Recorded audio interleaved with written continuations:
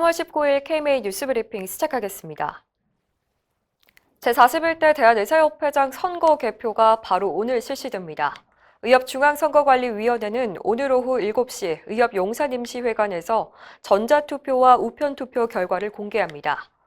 전자투표가 먼저 공개되고 이어서 우편투표를 개표를 진행합니다.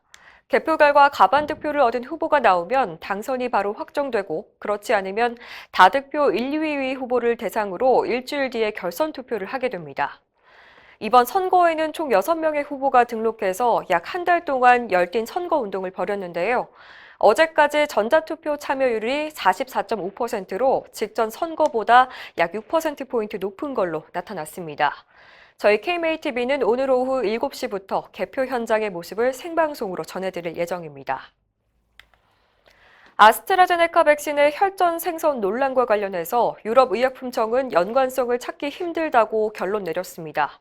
어제 EMA는 지금까지 보고된 혈전증의 모든 사례와 다른 조건들을 검토한 결과 혈전 부작용과 백신 투약 간의 인과성이 없다고 밝혔습니다. 앞서 약 1,700만 명의 유럽 접종 인구 중에서 37건의 혈전 발생이 보고됐는데 이를 이유로 독일을 비롯한 23개국이 백신 접종을 일시 중단했습니다. 우리나라에서도 아스트라제네카 백신 접종자에서 혈전증이 발생한 사례가 2건 확인됐죠. 정은경 질병관리청장은 어제 백신 때문이라는 명확한 징후가 없다며 접종 중단 계획이 없다는 점을 분명히 했습니다. 우리나라에서 발생한 혈전 사례 중 한 건은 20대에서 발생한 건데 이를 두고 전문가들 사이에서 의견이 분분합니다. 젊은 연령층에서 혈전 발생 가능성이 어느 정도인지가 백신과의 연관성을 추정하는 근거가 될 수 있기 때문입니다.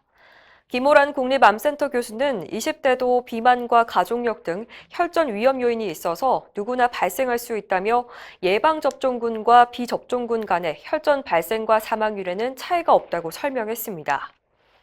반면 천은미 이대 목동병원 교수는 20대는 혈류가 굉장히 활발하게 움직이는 때라 유전병이 아니고선 드물다고 지적했습니다. 해외에서도 젊은 층의 혈전 사례가 나오고 있어서 지켜볼 필요가 있다는 의견입니다. 오는 5월부터 동네 의원에서 코로나19 백신 접종이 시작됩니다. 현재 대한의사협회는 민간 위탁 의료기관의 접종 관련 지침을 보건당국과 협의 중인데요. 백신 보관 중에 발생할 수 있는 사고와 관련한 문제에 중점을 두고 있습니다. 별도의 당직 인력이 없는 의원급 의료기관에선 백신 냉장고 등의 문제가 생기면 대처가 어려워서 현실적인 대응 지침이 필요하기 때문입니다. 의협은 백신 보관 온도에 이상이 발생한 경우엔 의료기관의 책임을 면책해야 한다는 의견을 정부 측에 전달했는데요. 회원들에게는 이런 협의가 완료된 후에 백신 보관 냉장고용 디지털 온도계를 구입해달라고 권고했습니다. 보건의학단체 사회공헌협의회가 제37회 보령의료봉사상 대상에 선정됐습니다.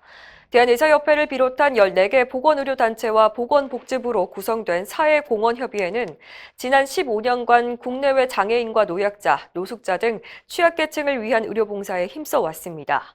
대상 상금은 5천만 원입니다.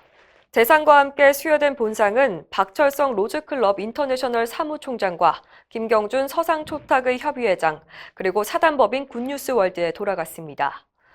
보령 의료봉사상은 1985년 대한의사협회와 보령제약이 의료 취약계층의 건강과 지역사회 발전에 헌신하는 의료인, 의료단체의 공적을 기리기 위해서 제정했습니다. 이상으로 뉴스브리핑을 마칩니다. 자세한 사항은 의협신문을 참고하시길 바랍니다.